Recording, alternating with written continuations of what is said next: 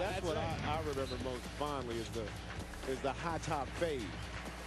But boy, we had a great time, and obviously Duke had a great program. We were very fortunate to win that game. We really played a perfect game that season in that finals game, and memories that I will keep locked in my head for the rest of my life. That's right. Larry Johnson with you. He always carried you. Yes, I hear on the golf course he still carries you. He's a trying. He's trying.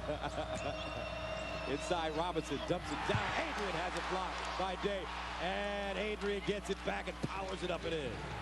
So UConn is starting to solve that zone, and they're now doing a good job with the high-low feed to get opportunities on the rim.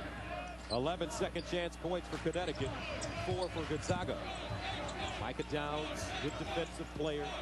Gray has been excellent, slashing to the basket. Reverse layup goes down. I tell you, he comes in with the green light. He's very aggressive, but you got to get back in transition. We talked about at the top, Gus. They have to do a good job in making the transition from offense to defense. 6:17 to play first half. 26-21 UConn. 28-21. Tim Brando in New York. Big man basketball in Indianapolis in the game others are watching. Watch Purdue's Jawan Johnson make this bucket. It's 21-0 over Davidson. Stephen Curry just 2 for 10. They did finally score, by the way. It's now a 32-19 game. Back to Gus and Greg in Seattle. All right, Tim, let's take a look at the first half summary.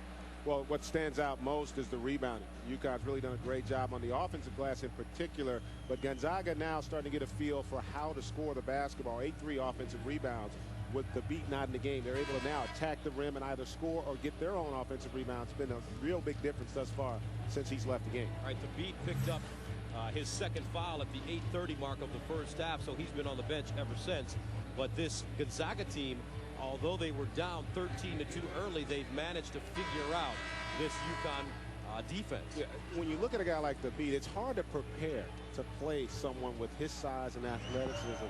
And so no matter how much you address it and talk about in preparation, until you see him on the floor and feel what he's capable of, you have to be able to make that adjustment. I think they're starting to do that in Gonzaga right now. So Jerome Dyson adds the free throw. 29-21.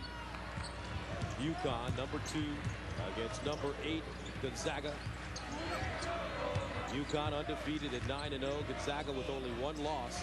That coming to Arizona, and they've played some tough teams. Oklahoma State, Maryland, Tennessee, Washington State, Arizona as well. Now Connecticut. Here's Pargo hosting, showing a different side of his game. Gets inside and banks it home. And that's going to be a huge event. Something he did last year up in Boston against his team. And right now, Gonzaga's going to 4 guards. They're playing Bolden at the power forward position, forcing UConn to make the adjustments so they can basically post Bolden and Pargo and put UConn in a bad way.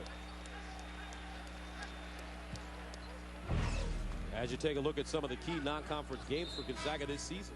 And the only one that stands out, obviously, the loss to Arizona. But look, Arizona to me is a top 20 talent. And when you play a schedule like this, they'd only play 3 home games.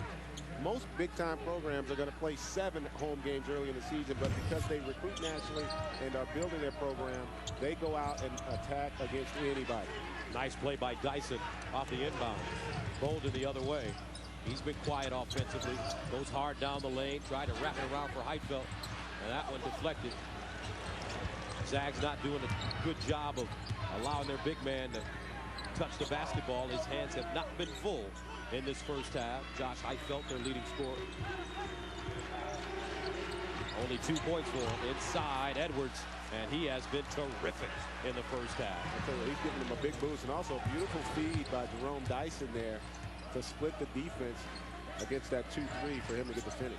Edwards with 6 points. He averages 5, but that one going down.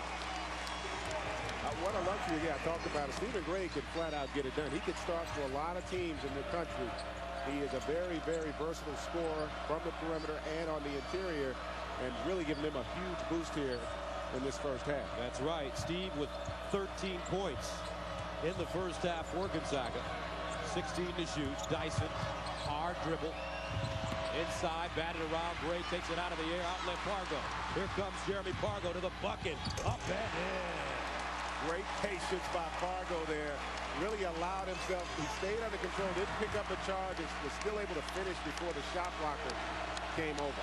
And although Pargo is 220 pounds, you don't realize how big he is. He's strong. I stood up to him before the game, and that's the first thing I noticed is his physical size. You saw it on the post-up.